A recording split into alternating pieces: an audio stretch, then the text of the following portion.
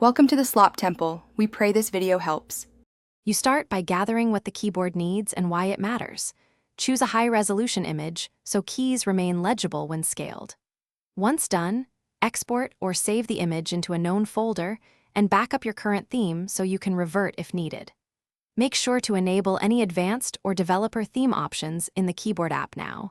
This unlocks custom wallpapers and prevents the app from resetting when updated.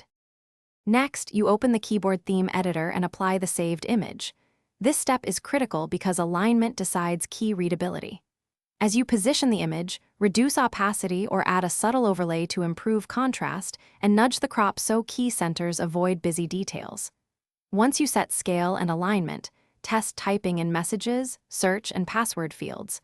Check normal, shift, numeric, and emoji states to ensure the wallpaper works across all keyboard layouts. Finally, save and lock the theme so the keyboard keeps your wallpaper across sessions and updates. Make sure theme sync or auto reset is disabled, since those features often revert customizations. Once saved, create a quick backup copy of the image and note the keyboard app version to simplify restores later.